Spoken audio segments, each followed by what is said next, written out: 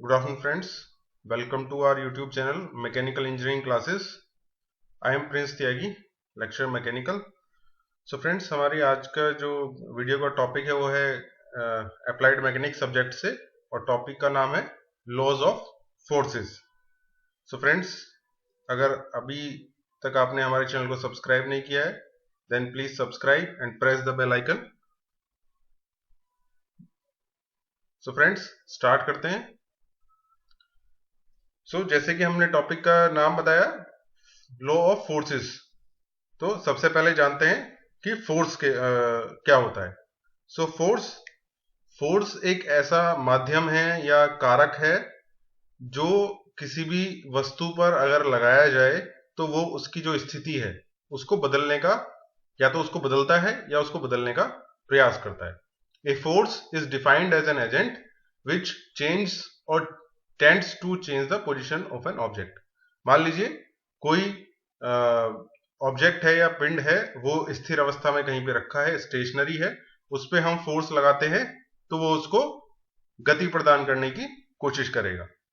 और यदि अगर कोई वस्तु चल रही है, मूविंग है, और हम उसके मूवमेंट के अपोजिट में फोर्स लगाएंगे तो वो उस वस्तु के मूवमेंट को, मोशन को रोकने की कोशिश करेगा. तो जो भी हमारा फोर्स क्या है, वो किसी भी ऑब्जेक्ट की जो पोजीशन है उसको बदलने का प्रयास करता है. जैसे हमने यहाँ पे कुछ एग्जांपल्स दिए हैं. Man pushing the cart.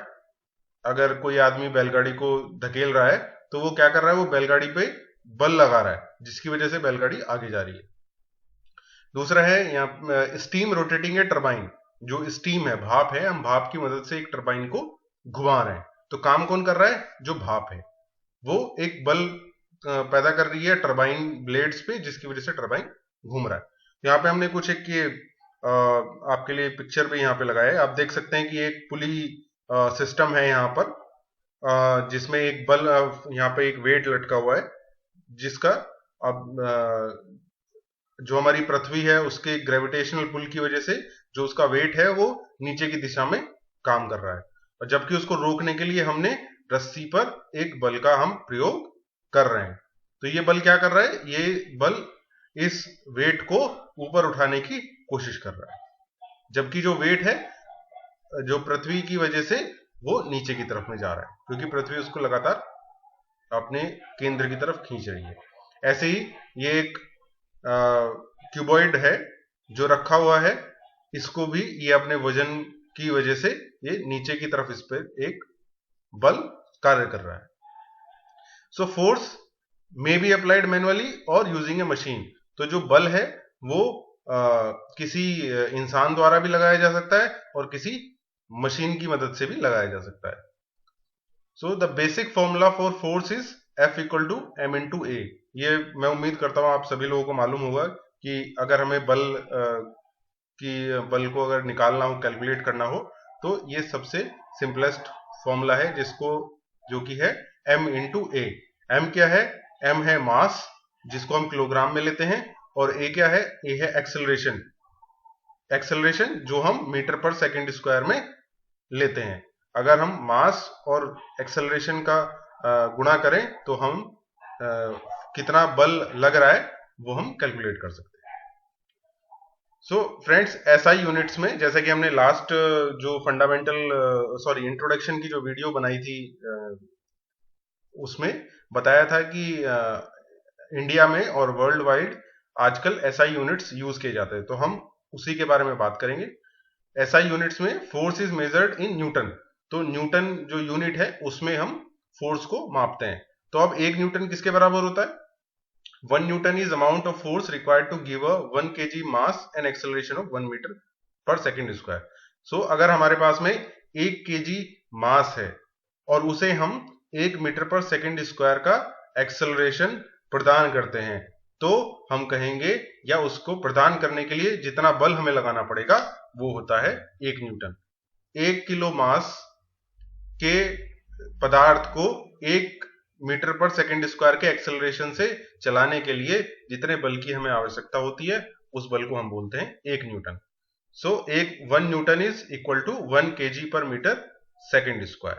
सो ये हमारा 1 kg जो है, सॉरी 1 न्यूटन जो है वो 1 kg metre per second square के बराबर होता है।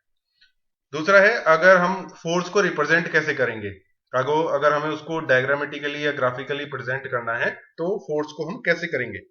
फोर्स हमारा एक वेक्टर क्वांटिटी है, और जैसे कि हमने लास्ट वीडियो में डिस्कस किया था, जो वेक्टर क्वांटिटी होती है उसमें दो उसके पैरामीटर्स होते हैं। पहला है उसका मैग्नीट्यूड, परिमाण, और दूसरा है उसका डायरेक्शन, यानी कि उसकी दिशा।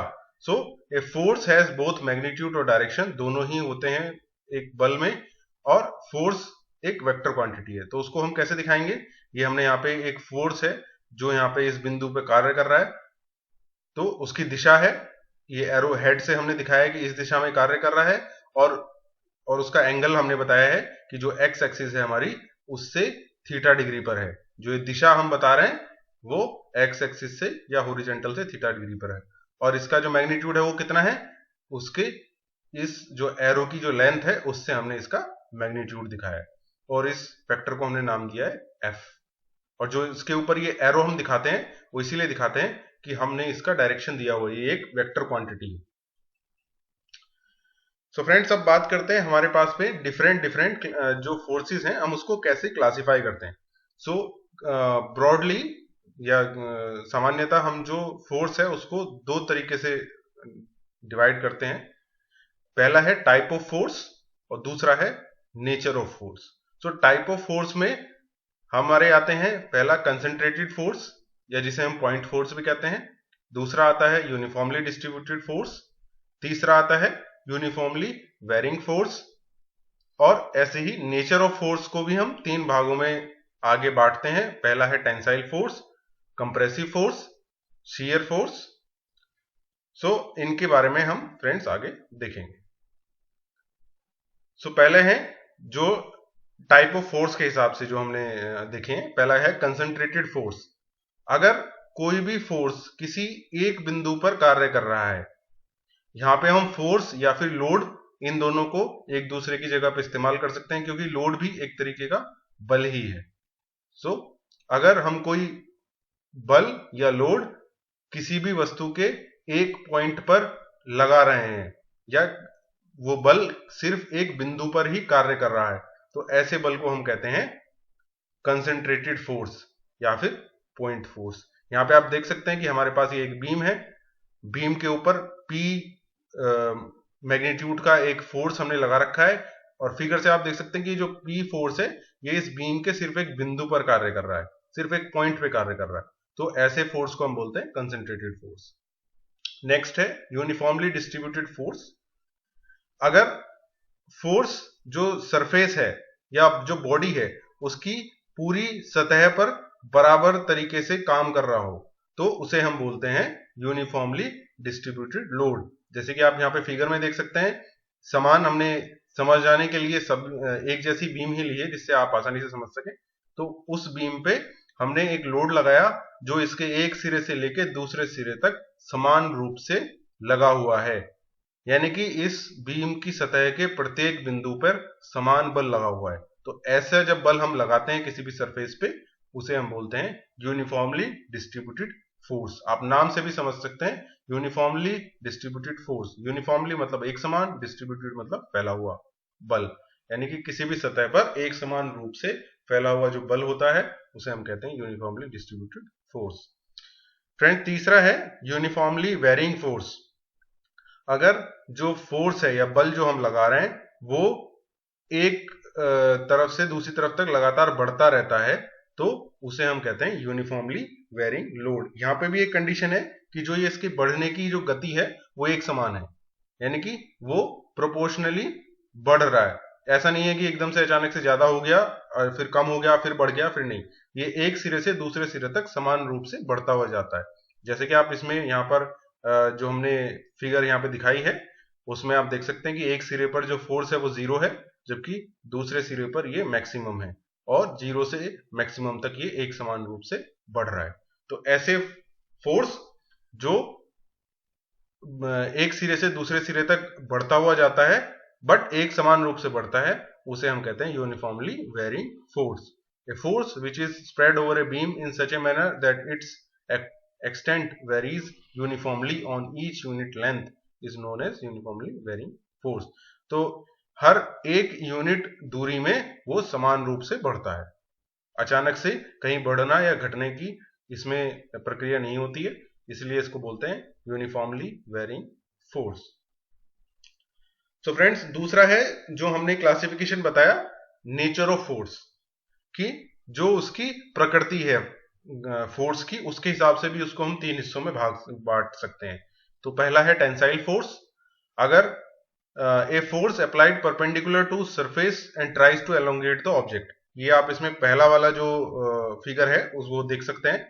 अगर कोई फोर्स किसी भी ऑब्जेक्ट को खींचने के लिए का प्रयास कर रहा है जिससे कि उसकी जो लेंथ है, उसकी लंबाई बढ़ सकती है, तो ऐसे फोर्स को हम बोलते हैं टेंसाइल फोर्स। इसमें जो महत्वपूर्ण बात है कि जो बल लग रहा है वो सरफेस के परपेंडिकुलर लग रहा है। जैसे कि आप देख सकते हैं कि इसके जो रॉड है, रॉड का जो क्रॉस सेक्शन है उसके परपेंडिकुलर हमने फोर्स यहां पे लगाया हुआ है। सो फोर्स परपेंडिकुलर लगेगा सरफेस के और जो ऑब्जेक्ट है उसकी लंबाई को बढ़ाने की कोशिश करेगा। ऐसे फोर्स को हम बोलते हैं टेंसाइल फोर्स।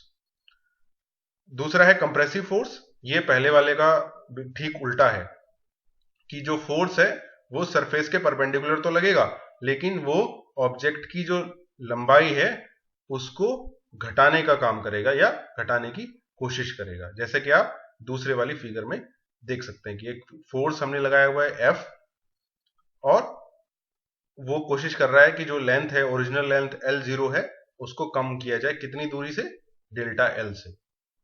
तीसरा जो है ए फोर्स, ये है shear force. A force applied parallel to surface and tries to skew the object.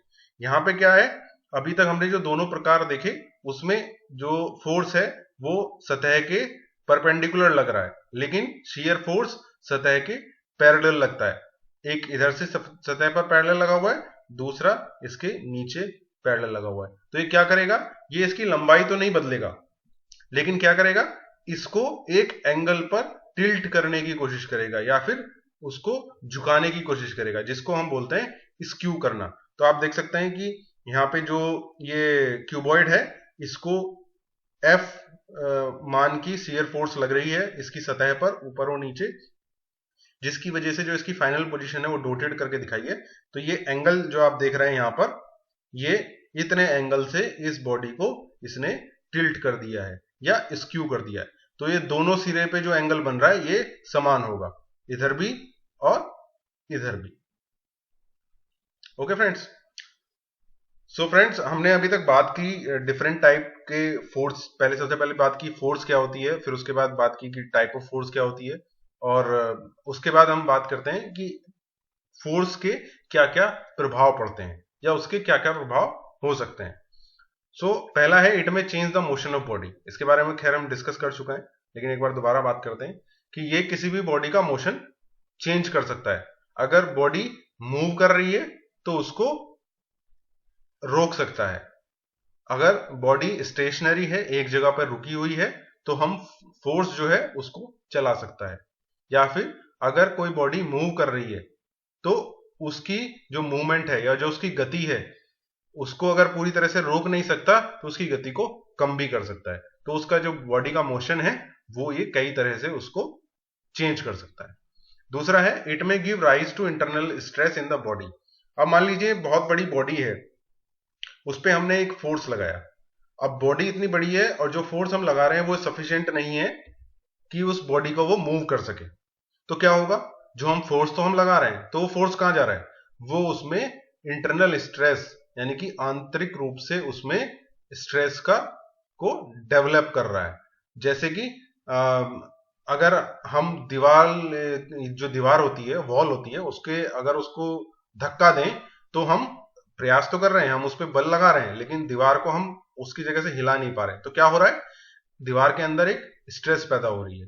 या आप ऐसे समझ सकते हैं कि आप अगर कोई आदमी आपका हाथ खींचता है तो आपका हाथ अपनी जगह तो नहीं छोड़ सकता, लेकिन क्या होता है कि आपके हाथ में एक अंदर एक तनाव पैदा हो जाता है, जिसको हम स्ट्रेस कहते हैं इंग्लिश में, हिंदी में उसको तनाव कह सकते हैं।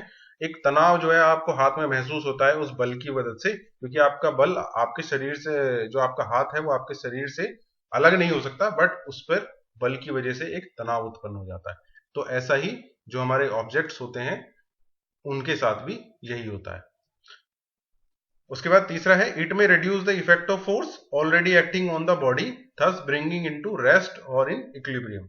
सो अगर बहुत सारी फोर्सेस किसी बॉडी पर लग रही हैं और उस पर हम कुछ और अलग से फोर्स लगा दें, तो वो क्या करेगा, या तो उस बॉडी को रेस्ट पोजीशन में ले आएगा, यानी कि उसका मूवमेंट खत्म कर देगा, या ऐसा भी हो सकता है कि जो बल पहले से लग रहे हैं उनके वो बिल्कुल अपोजिट हो, उसके रिजल्टेंट के बराबर हो जाए और वो बॉडी इक्विलिब्रियम में आ जाए। तो किसी भी बॉडी को इक्विलिब्रियम में लाने का काम भी फोर्स कर सकती है। सो फ्रेंड्स, हमने जो फोर्स है उसके बारे में इतनी सारी बातें की हैं, तो हमें फोर्स की कुछ कैरेक्टरिस्टिक्स होती हैं, उसके कुछ अपनी पहचान हम कह सकते हैं, जो हमेशा उसके साथ में जुड़ी रहती हैं। तो इसके बारे में जानना बहुत जरूरी है, ये हमें आगे न्यूमेरिकल प्रॉब्लम सॉल्व करने में काफी मदद करेगा। तो सबसे पहली कैरेक्टरिस्टिक है मैग्नीट्यूड ऑफ फोर्स। अगर कहीं पे भी कोई बल लग रहा है तो उसका परिमाण जरूर होगा। जैसे कि हमने एग्जांपल लिया, ये फोर्स एक लग रहा है F, ये 10 न्यूटन का है या 20 न्यूटन का है, 500 किलो न्यूटन का है, जितना भी उसका मैग्नीट्यूड है वो हमेशा हमको या तो दिया जाएगा या हमको निकालना होगा। तो फोर्स बिना मैग्नीट्यूड के नहीं हो सकती, अगर फोर्स है तो उसका मैग्नीट्यूड जरूर होगा। दूसरा है the direction along which the force act. दूसरा है जो फोर्स है या बल है उसकी दिशा। अगर कोई बल कार्य कर रहा है तो उसका परिमाण होगा और परिमाण के साथ उसकी दिशा भी होगी कि वो किस दिशा में कार्य कर रहा है, और जो ये दिशा है इसी को हम बोलते हैं line of action of force. जैसे कि हम यहाँ पे देख सकते हैं ये फोर्स F है, तो इसकी जो लाइन ऑफ एक्शन क्या है वो है एक्स एक्सिस से थीटा डिग्री पे। सो ये है इसका डायरेक्शन ऑफ एक्शन या लाइन ऑफ एक्शन। तीसरा है नेचर ऑफ फोर्स। इसके बारे में हम पहले बात कर चुके हैं कि वो जो फोर्स है वो कैसा है, वो टेंसाइल है या कंप्रेसिव है। जैसे कि यहाँ पे दिखाया कि फोर्स जो है वो उसको किसी भी चीज को खींच रहा है या उसको धकेल रहा है। तो नेचर ऑफ फोर्स भी एक इंपॉर्टेंट कैरेक्टरिस्टिक है। और सबसे लास्ट है the point at of application और through which the body force acts on the body.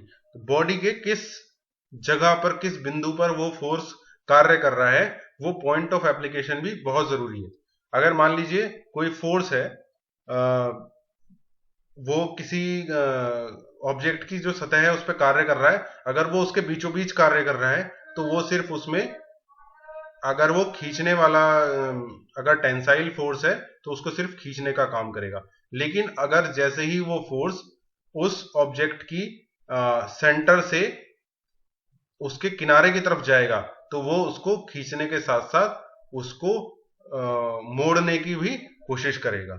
सो हमारा जो पॉइंट ऑफ एप्लीकेशन है कि सतह पर किस जगह पर हमारा बल कार्य कर रहा है, ये भी बहुत इंपॉर्टेंट फैक्टर है, जिससे हमको पता लगता है कि वो उस ऑब्जेक्ट पर क्या क्या प्रभाव पैदा कर रहा है। उसको सिर्फ खींच रहा है या उसके आगे कुछ उसको मोड़ रहा है या उसको में टेंशन, उसको टोर्जन पैदा कर रहा है। ये सब डिपेंड करता है वो फोर्स सतह पर किस जगह लगा हुआ है। सो फ्रेंड्स, आज का वीडियो हम इसी के साथ समाप्त कर रहे हैं। जो लॉज ऑफ फोर्स के बाकी के जो पार्ट है वो हम नेक्स्ट वीडियो में कवर करेंगे। Till then stay tune. अगर अभी तक आपने हमारे चैनल को सब्सक्राइब नहीं किया है then please subscribe and press the bell icon. और हमारा वीडियो आज का आपको कैसा लगा वो कमेंट में जरूर बताइए। Till then stay tune and thank you.